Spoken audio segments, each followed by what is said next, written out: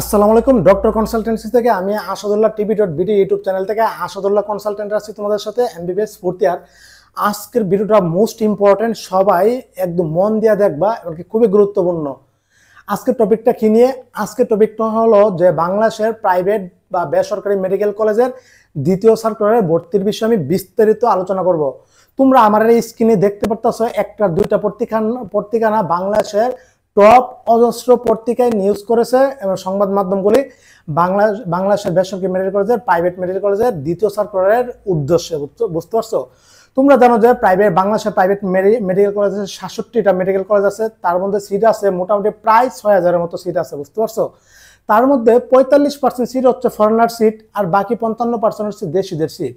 তোমরা জানো যে বাংলাদেশের মেডিকেল অ্যাডমিশন, প্রাইভেট মেডিকেল অ্যাডমিশনে ভর্তি সার্কুলার কার্যক্রম শুরু হয়েছে ফেব্রুয়ারি 3 তারিখ থেকে, আর আজকে হচ্ছে তোমার মে মাসের কত তারিখ?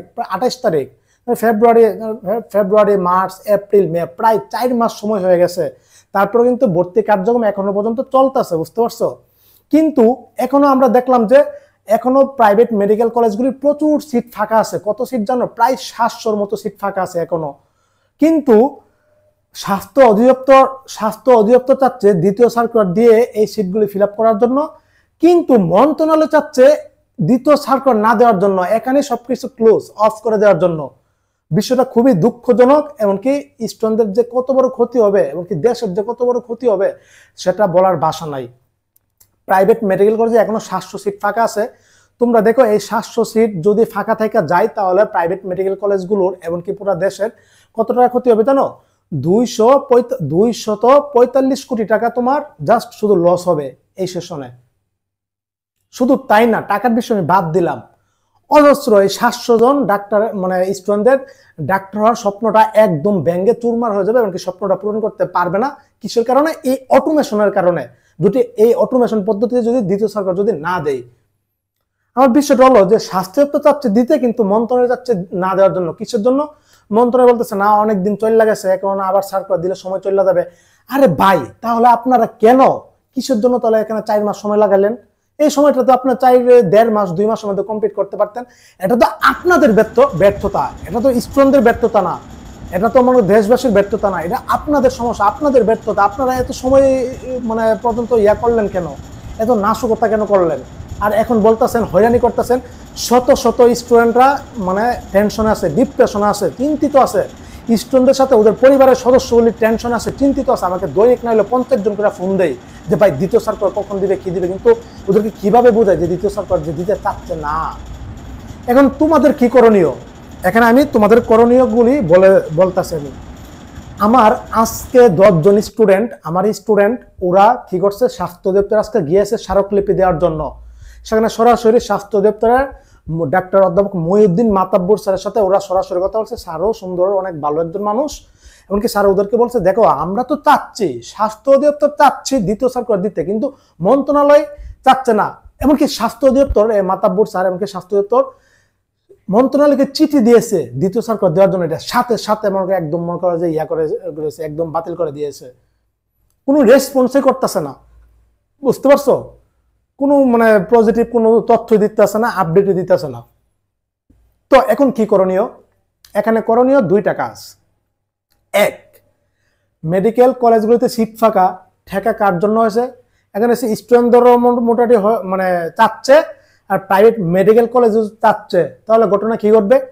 আমার অনুরোধ রইল, বাংলাদেশ প্রাইভেট মেডিকেল অ্যাসোসিয়েশনের কাছে আমার অনুরোধ রইল, আপনারা মন্ত্রণালয়কে আবার চিঠি পাঠান, আপনারা মন্ত্রণালয়কে চাপ তৈরি করেন যেন দ্বিতীয় সার্কুলার দেয়, এমনকি প্রাইভেট মেডিকেল কলেজের সিটগুলি যেন ফিল আপ করার সুযোগ করে দেয়, এমনকি স্টুডেন্টদের, এই সব শত শত স্টুডেন্টদের জন্য ডাক্তার হওয়ার স্বপ্নটাকে পূরণ করে। আপনাদের প্রথম কাজ এটা। এই জিনিসটা মোস্ট ইফেক্টিভ মানে দিবে, অনেক মানে দিবে, মানে উপকার দিবে এই জিনিসটা। আপনারা বলতে হবে। তারপরে 2 নাম্বার কি? 2 নাম্বার তোমাদের কাজ, স্টুডেন্টদের কাজ। স্টুডেন্টরা কি করবা? আমি আমার এই স্কুলের স্বাস্থ্য অধিদপ্তরের সকল কর্মকর্তার নাম্বার দিয়ে দিয়েছি।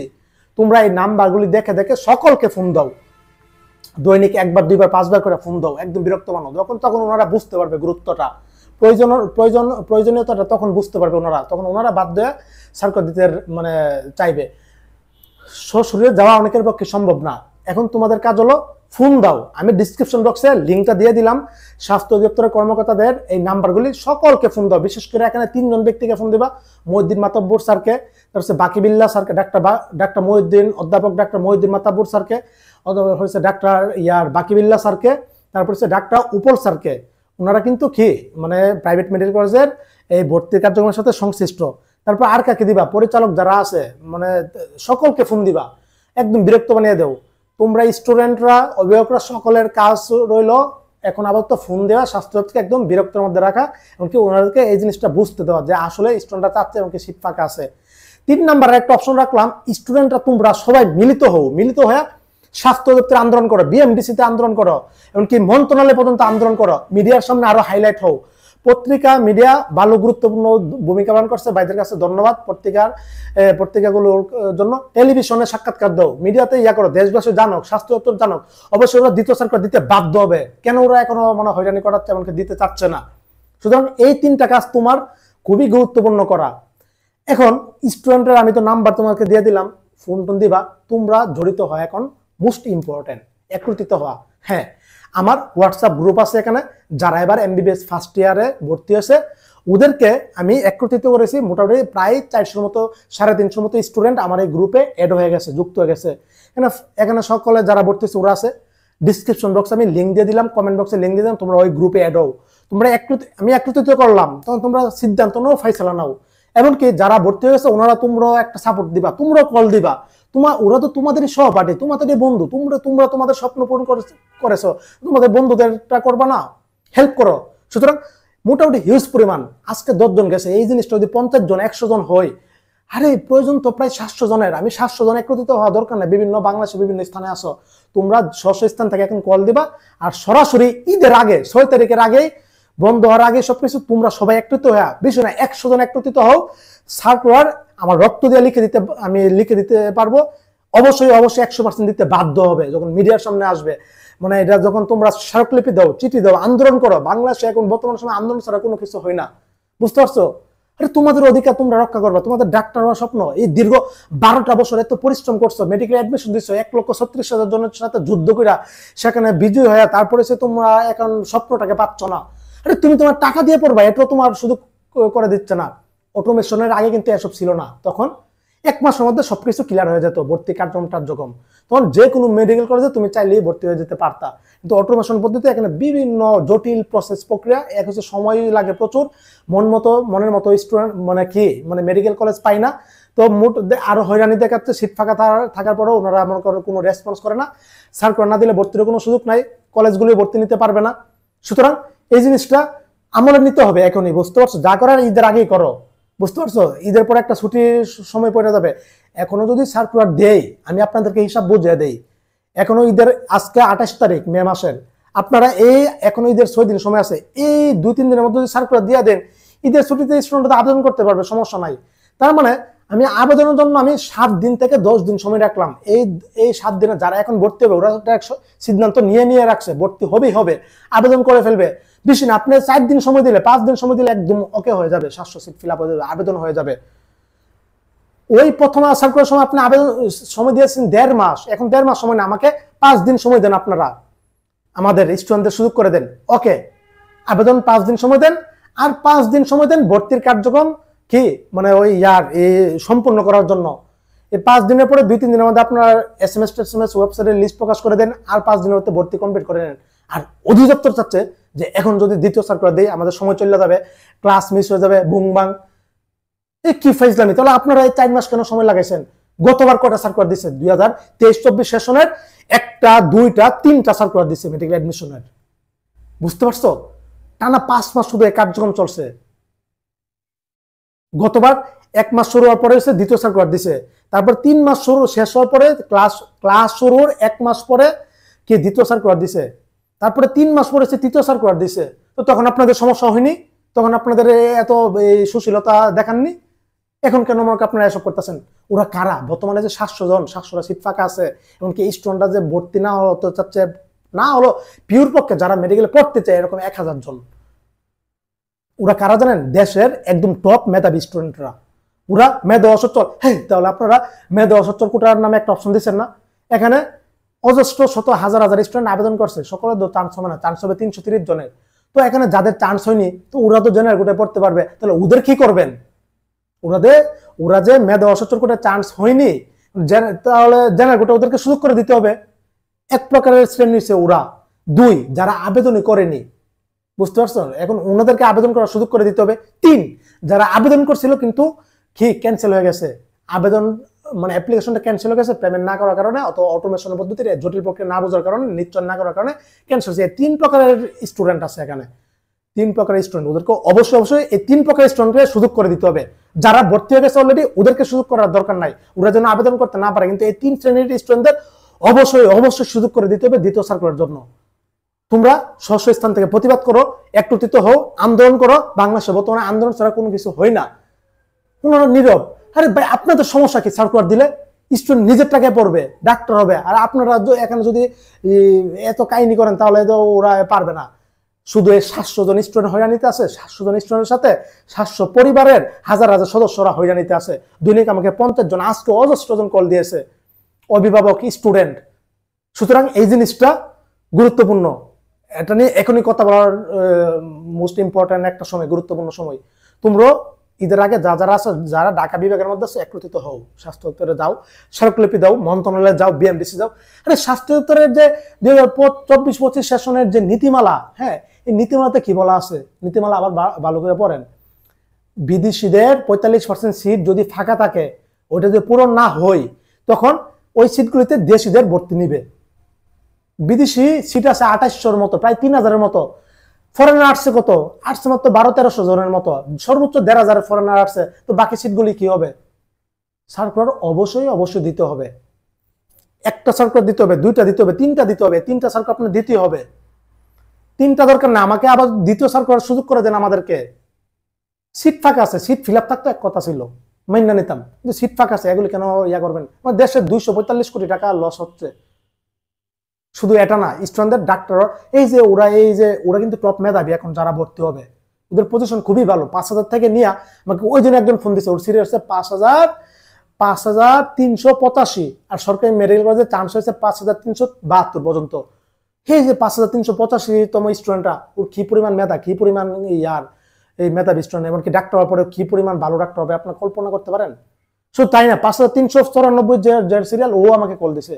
এরকম 5000 থেকে নিয়ে একদম মোটামুটি 5000, 6000, 10000, 15000, 20000, 25000, 30000, 40000, 45000, 50000, 55000, 60000 সিরিয়াল পর্যন্ত এরকম প্রায় 1000-এর উপরে স্টুডেন্ট আছে যারা ভর্তি হতে চাই। সিদ্ধান্ত সবকিছু ওকে, দ্বিতীয় সার্কুলার দিলে আবেদন করে ভর্তি হয়ে যাবে।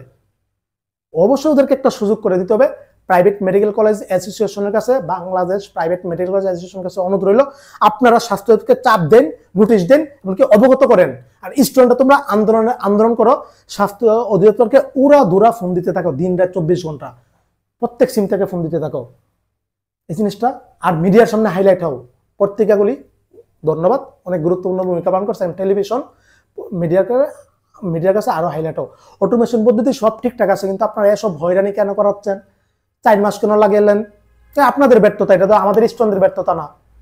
তারপর হচ্ছে তোমার এই যে অটোমেশন পদ্ধতি পছন্দের মেডিকেল কলেজ পাওয়া যায় না, সমস্যা নেই, মাইগ্রেশন, হ্যাঁ 1-2টা মাইগ্রেশন হয়েছে। 3 নাম্বার মাইগ্রেশন সার্কুলারতে বলা আছে, নীতিমালাতে 3 নাম্বার মাইগ্রেশন হতে হবে। দ্বিতীয় সার্কুলার সাথে 3 নাম্বার মাইগ্রেশনও চালু করতে হবে। স্টুডেন্টদের এখন কোনো কিছু নাই, স্টুডেন্টদের এখন একটাই দাবি, দ্বিতীয় সার্কুলার দিতে হবে, এটা হবে। তারপরে তৃতীয় সার্কুলার মাইগ্রেশন আপনি দিলে দেন, না দিলে নাই, সমস্যা নেই। তবে দ্বিতীয় সার্কুলার দিলে তৃতীয় মাইগ্রেশনের, ঐচ্ছিক মাইগ্রেশনের সুযোগ অবশ্যই করে দিবে।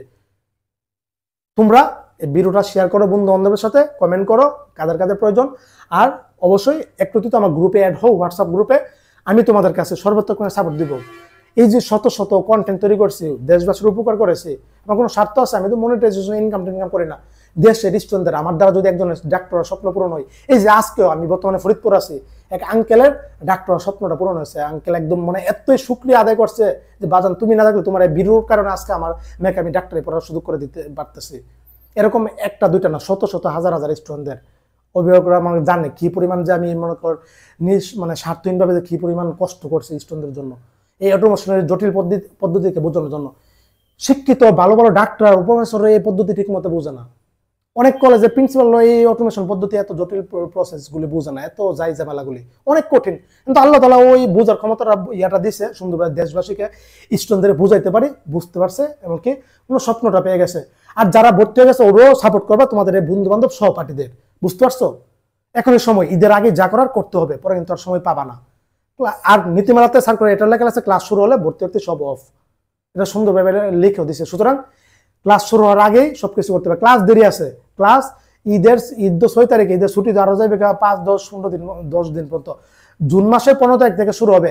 আপনি এই আরো প্রায় এদিক দিয়ে হচ্ছে 15, ওই দিক দিয়ে 15 তারিখ পর্যন্ত ধরলাম, এদিক দিয়ে 3, 18 দিন সময় আছে। আপনি যদি এখনো 2 দিনের মধ্যে সার্কুলার দেন, 15 দিনের মধ্যে সব ওকে হয়ে যাবে। সুতরাং এটা করেন, এটা মোস্ট ইম্পর্টেন্ট। অবশেষে স্বাস্থ্য অধিদপ্তর, মন্ত্রণালয়, বিএমডিসি, এমনকি বাংলাদেশ প্রাইভেট মেডিকেল কলেজের কাছে, অ্যাসোসিয়েশনের কাছে আমার অনুরোধ, বিনীত অনুরোধ, আমি আপনাদের হাতে পায়ে ধরি, আমাদের এই দেশবাসীর এই 700 স্টুডেন্টদেরকে ডাক্তার হওয়ার স্বপ্নটা পূরণ করে দেন, এমনকি সুযোগটা করে দেন। এটা মোস্ট ইম্পর্টেন্ট। আপনারা যদি এটা না করেন, স্টুডেন্টদের স্বপ্ন থেকে হারিয়ে পড়বে, এমনকি মানে দেশের একটা অর্থনৈতিক ক্ষতি হবে। আরে ওরা ডাক্তার হলে তো আমাদের দেশের উপকার, দেশবাসীর সেবা করবে। কিন্তু আপনার এই একটা সিদ্ধান্তের উপর সবকিছু নির্ভরশীল করতেছে, এই ওরা ডাক্তার হবে কি হবে না। স্টুডেন্টদেরকে, এসব হাজার হাজার পরিবারের সদস্যদেরকে আপনারা এই হয়রানি থেকে, এই টেনশন থেকে মুক্ত করুন, এমনকি একটা সিদ্ধান্ত ফয়সালা জানিয়ে দিন। এই ছিল। সবাই ভালো থাকো, সুস্থ থাকো, সকলের জন্য অনেক অনেক শুভকামনা রইল।